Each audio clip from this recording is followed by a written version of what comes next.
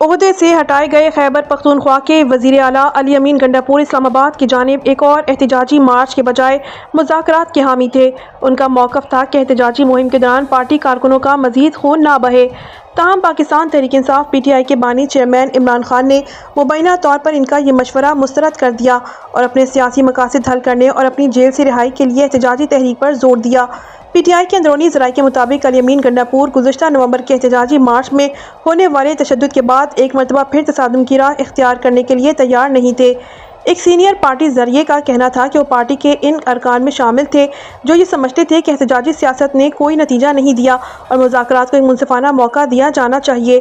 عمران خان سہیل افریدی کے بارے میں زیادہ نہیں جانتے تھے، لیکن مراد سعید کی سفارش پر اعتماد کرتے ہوئے انہوں نے انہیں نیا وزیر اعلیٰ نامزد کیا۔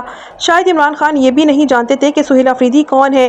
یہ بھی بتایا گیا کہ Ali Amin Gandapur PTI social media ٹیموں کی جانب سے اپنے خلاف ہونے والی تنقید سے سخت دل برداشتہ تھے اور اس مہم کا ذمہ دار وہ بنیادی طور پر علیمہ خان کو ٹھہراتے تھے۔